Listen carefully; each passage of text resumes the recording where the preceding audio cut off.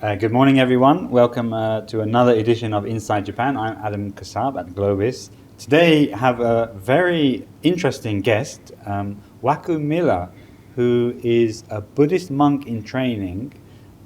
He also runs a he's a translator, and he runs a boutique public relations firm here in Tokyo.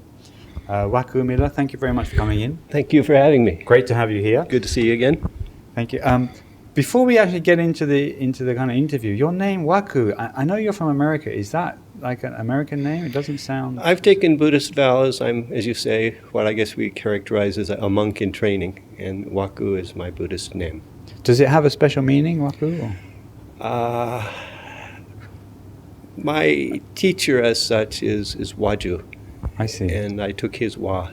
And Ku is a character that can mean sky or empty. Wa means peaceful. So, what a lovely name! I think in the sense of peacefulness, it's an ironic name. But okay, thanks, Waku. So, what I know you told me you've been in Japan around 34 years. Can you share with us what originally brought you to Japan? Gosh, happenstance. I finished grad school in the States and just wanted to think about things a bit before settling into a life of drudgery. And I'd never traveled overseas, and so I did what a lot of people set out to do, is grab a backpack and head for Asia, hopefully, ultimately to Europe and back home. My first stop was Tokyo, and I'm still here. So you obviously loved it when you came. I fell in love with Tokyo, yeah. 34 years ago. When you, I don't know if you thinking back and between then and now, I mean, things that have surprised you about just sort of everyday life, customs, how people just sort of relate to each other and anything like that? Gosh, surprises. I think wherever you are, you encounter a series of tremendously unsettling change. And I've been amazed over the decades at the way the Japanese have coped with change time and again. Can you give some examples of that? Well, the most spectacular example of late, of course, was last year's earthquake. Right, yeah. And I remember, I commute usually by bicycle, and I remember riding home on my bicycle and just being so proud of my fellow Tokyoites at the way people were just totally calm, coping with it, walking home because the trains weren't running. There was no broken glass in any of the stores I rode by in Ginza. People were home. It was a time I was very, very proud to be a Tokyoite. Wow, thank you. Actually, one of my friends at the time said the best thing we can do just to help Japan is just carry on as usual, go to work and just... I agree. Yeah, amazing.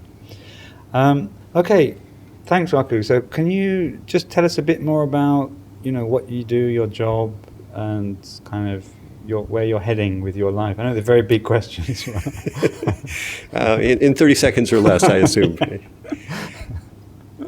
Most of my paying work these days is translating corporate materials and translating nonfiction books.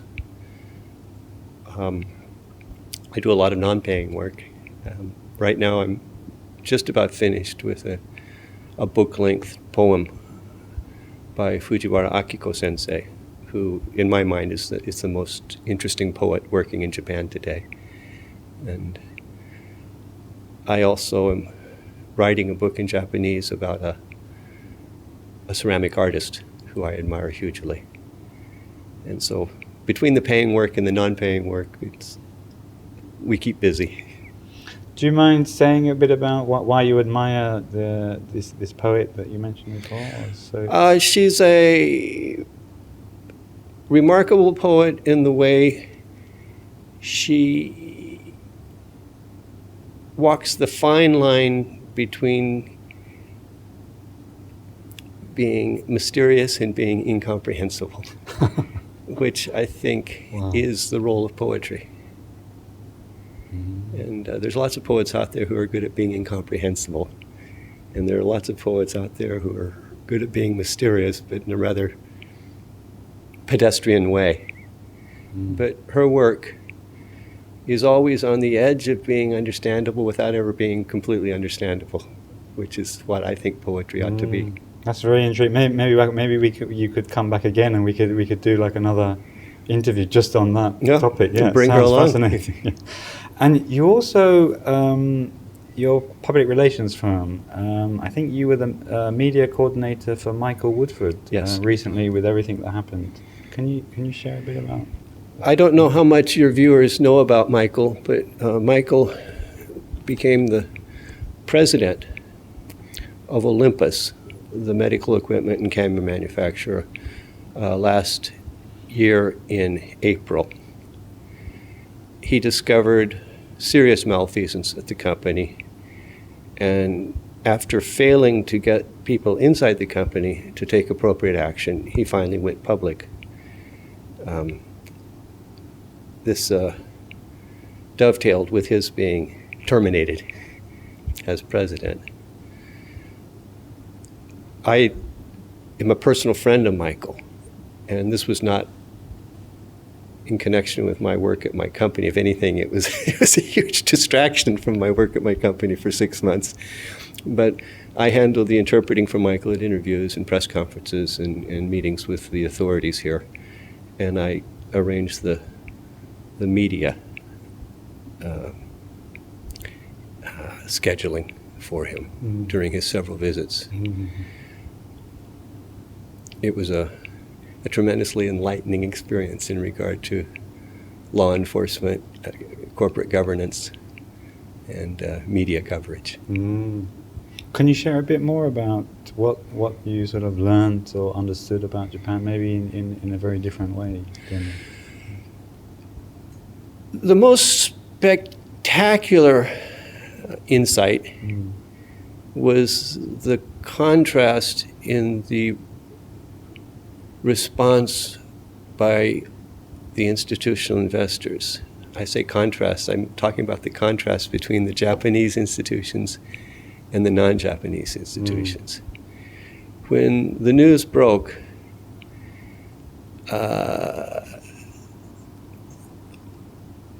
without exception, the overseas institutional investors went, something I can't say on this broadcast, but they were livid and very, very vocal.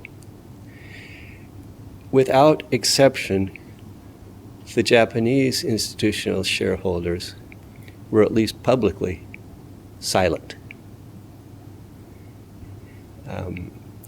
Not one Japanese institutional shareholder raised a voice in support of Michael. And that was tremendously distressing, ultimately depressing. I mean, if you were someone who would allow yourself to become depressed. That's difficult to kind of understand. And I mean, how would you explain that to our viewers? The simple explanation is that the relationship between the foreign institutional shareholders and the company, Olympus, was a very simple relationship of owner and owned. But the principal Japanese institutional shareholders are more than just shareholders. Sumitomo Bank is the main bank, so it has tremendous loan exposure to the company. It's also the lead syndicator for the company's syndicated loans. So there you have an immediate and obvious conflict of interest.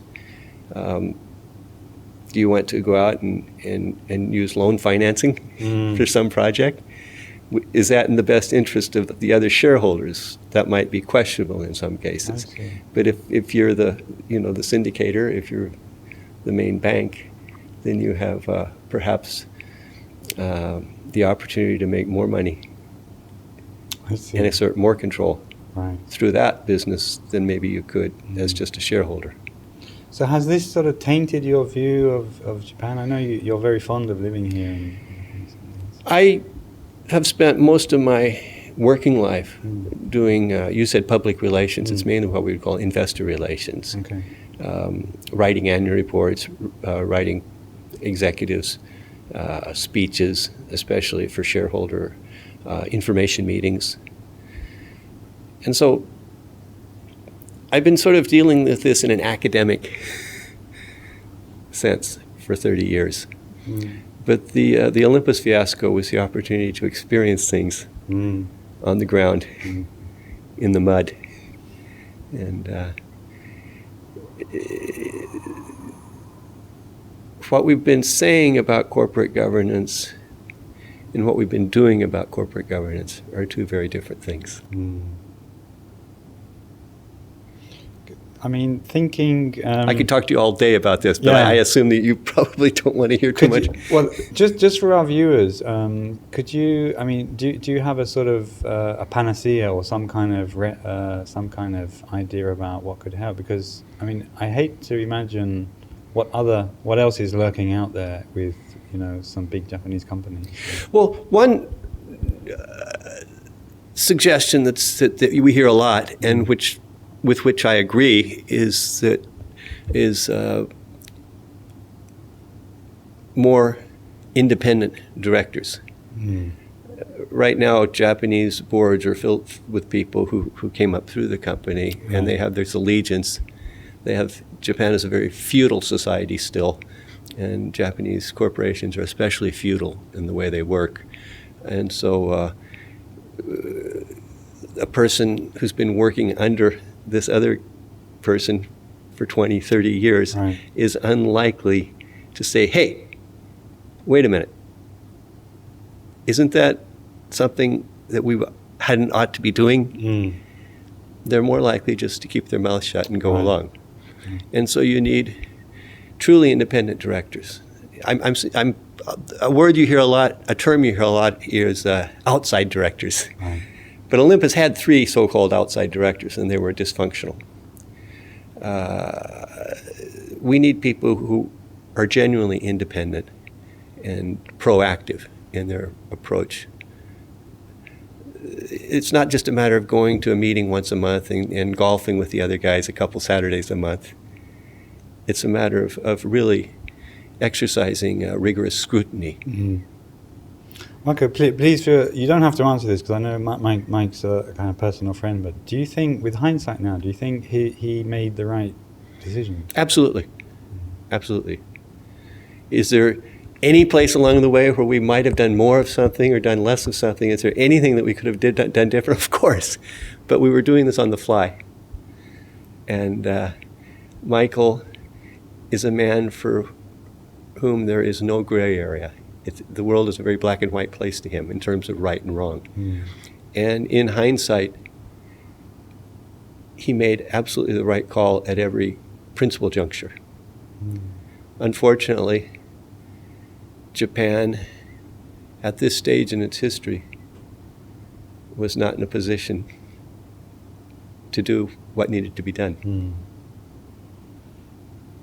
Thank you very much. I'd like to ask more about that. Yeah, but don't push my buttons. Okay. Just a very, very last question about how about the media coverage? It was pathetic. In what way? It was pathetic. The magazine that broke the story is a little-known magazine called Facta.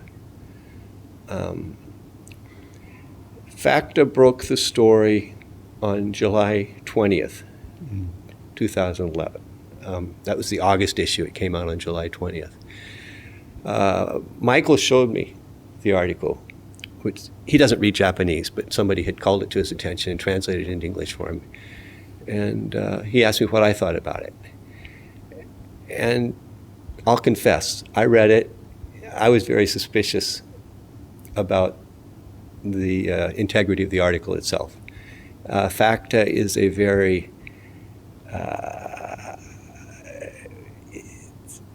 it's sort of a gossipy kind of magazine. It's a scandal sheet. But the more I looked into things, and the more I started looking at Olympus's balance sheet and comparing it with the balance sheets of similar companies of similar size in similar lines of business, some things that the Factor article pointed out became increasingly convincing. Mm-hmm. And as I became acquainted with the journalist who produced the article, and as I began talking with other people in the media, I realized that this was a very, very serious problem, and that it was something that was not going to go away. Mm. After a series of exchanges with his colleagues, Michael ended up demanding the resignation of the chairman and the vice president who were behind the malfeasance that had been cited. In exchange, he got fired. Now, after he got fired, the Financial Times devoted huge coverage immediately. The New York Times picked up on it. Reuters and Bloomberg were extremely good. The Wall Street Journal was good. They're very aggressive in their investigating and in their coverage. The Japanese media tried to ignore it. The first thing that came out in the Nikkei, for example, which is basically just a PR organ for corporate Japan, was the company line from Olympus. Olympus had said Michael got fired because he couldn't accommodate Japanese culture, or something to that extent. And Nikkei just, passed it along as spewed out by the company. It was only much later that the Japanese media began to treat this as the story that it was. Now, that said, as always, there's exceptions. There's an excellent reporter at the Asahi Shimbun, Japan's most respected daily newspaper, Okuyama Toshihiro. He flew to London early on. Ishiguro-san at Nikkei Business news magazine flew to London. Ikezawa-san from Bungei Shunju flew to London, talked with Mike. All these people took action fairly early on. But again, even then there was this delay between the reaction by the foreign media and the Japanese media. That's so interesting. Wow. I don't want to bore you with details. No, it's not boring, but again, this could be another interview on its own. But anyway, thank you very much for sharing that, Waku.